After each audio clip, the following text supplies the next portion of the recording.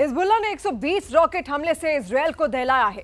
क्रेमियल में Hezbollah लड़ाके rocket की बौछार कर रहे हैं। वहीं इजरायल के एक और कट्टर दुश्मन तुर्की ने इराक और सीरिया फ्रंट पर भीषण हमले शुरू कर दिए हैं।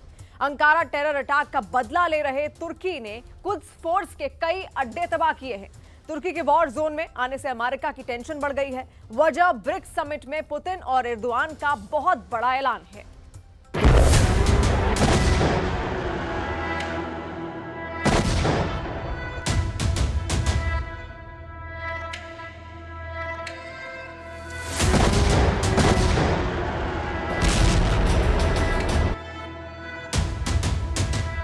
गजा के नुसरत कैंप के इस खंडर से 16 मुर्दे और 32 बेजान हो चुके लोग तलाशे जा चुके हैं।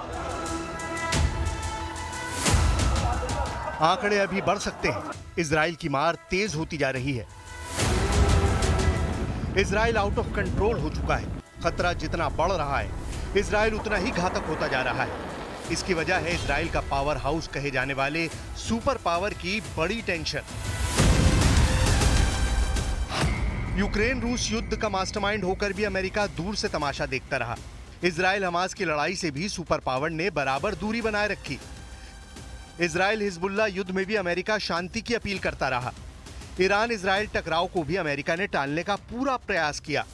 लेकिन अब मिडिल ईस्ट के बारूदी बैटल ग्राउंड से सुपर पावर का दूर रहना नामुमकिन है। अमेरिका के खिलाफ ऐसा विध्वंसक गठजोड़ बना है जिसने वर्ल्ड ऑर्डर बदलने का ऐलान कर दिया है। सुपर पावर के सारे दांव उल्टे पड़ने लगे हैं। इजराइल को हथियार से मदद पहुंचाना, यूक्रेन को पर्दे के पीछे से बैकअप देने का अमेरिकी गेम ओवर होने जा रहा है। अमेरिका को वॉर जोन में आने के लिए मजबूर कर दिया गया है। मजबूर किसी और ने नहीं, प्रेसिडेंट पुतिन ने किया है।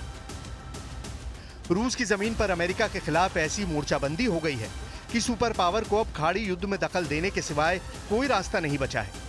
रूस के कजान में क्या क्या हुआ है, उसकी पूरी डिटेल देखने से पहले सीरिया चलिए।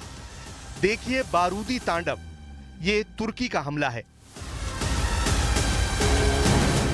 उत्तरी सीरिया के ताल रिफात को तुर्की ने जलाकर रख दिया है। तुर्की की बमबारी के बाद पूरा शहर धुआं धुआं हो गया। तुर्की ने यह हमला कुर्दिस्तान वर्कर्स पार्टी पर किया। अंकारा में हुए टेरर अटैक के कुछ ही देर बाद तुर्की ने सीरिया में वॉर फ्रंट ही एक्टिव नहीं किया। तुर्की ने इराक में भी कुछ फोर्स पर एयर स्ट्राइक कर यूएस की टेंशन बढ़ा दी है। रात भर हुए हमले के बाद तुर्की के प्रेसिडेंट की एक तस्वीर ने भी सुपर पावर अमेरिका को दहला दिया है। कजान में ब्रिक्स समिट में तुर्की के राष्ट्रपति ने बीच बैठक में प्रेसिडेंट पुतिन से इस अंदाज में मुलाकात की है। दोनों सुप्रीम लीडर की इस गर्मजोशी ने विस्फोटक सिग्नल दिए हैं। ब्रिक्स समिट में वर्ल्ड ऑर्डर शिफ्ट करने का प्लान बना है, उसका जिक्र आगे। अभी देखिए अमेरिका की वो मजबूरी जिससे उसका युद्ध में आना तय माना जाने लगा है। इजराइल मिडिल ईस्ट के बारूदी ट्रैप में फंसता जा रहा है, फंसता ही जा रहा है। इस कदर कि अब इजराइल के बचने की कोई राह नजर नहीं आ रही। जिस हिजबुल्लाह को इजराइल ने टेरर ग्रुप समझने की भूल की, वही लड़ाका ग्रुप अब इजराइल को दहलाने लगा है।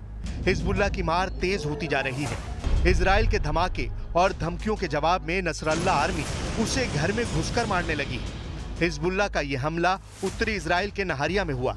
फाइटर ग्रुप ने अंधाधुंध रॉकेट की बौछार कर उत्तरी इजराइल में कोहराम मचा दिया है। हिजबुल्लाह ने रॉकेट अटैक से मध्य इजराइल पर हमले शुरू कर दिए हैं। पश्चिमी गैलीली में हिजबुल्लाह के 50 रॉकेटों को आईडीएफ ने डिफेंस सिस्टम से मार गिराया है। इजराइल पर हिजबुल्लाह के रॉकेटों की सबसे भीषण बौछार सफेद शहर में हुई है। जबकि इजराइल फुल फोर्स में हिजबुल्लाह का सफाया कर रहा है, तब भी जवाबी हमले रुक नहीं रहे। इजराइल ने टायर और जना में हिजबुल्लाह पर अब तक की सबसे भयानक एयर स्ट्राइक की है। इजराइल ने हिजबुल्लाह के उस खजाने को भी बारूद से पाट दिया जहां अकूत दौलत का भंडार बताया गया है।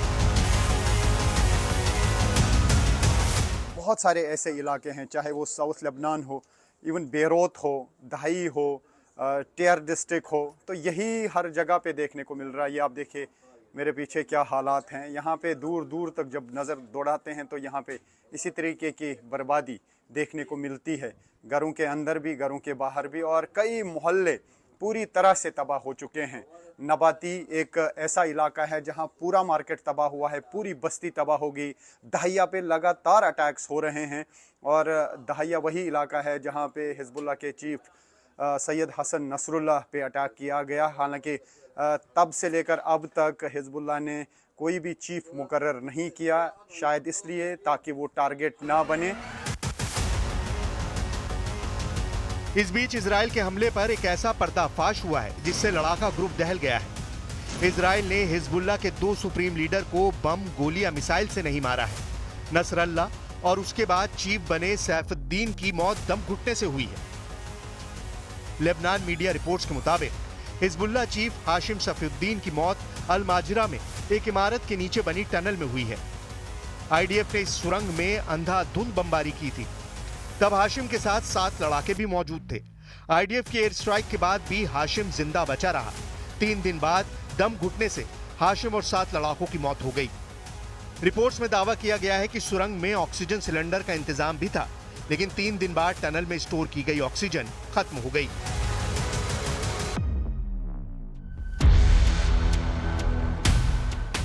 हमले के कई दिन तक आईडीएफ ने इस इलाके की निगरानी जारी रखी, जिससे हाशिम की सुरंग में ऑक्सीजन सप्लाई नहीं हो सकी।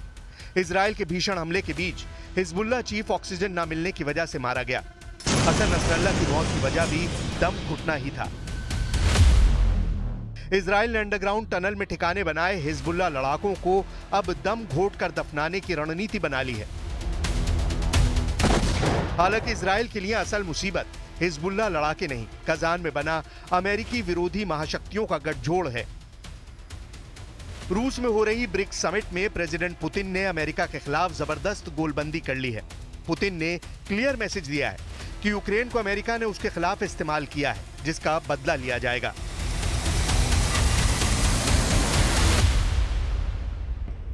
Это Украина, которую использовали и используют для создания критических угроз безопасности России, игнорируя при этом наши жизненные интересы, справедливые озабоченность и ущемление прав русскоязычных людей.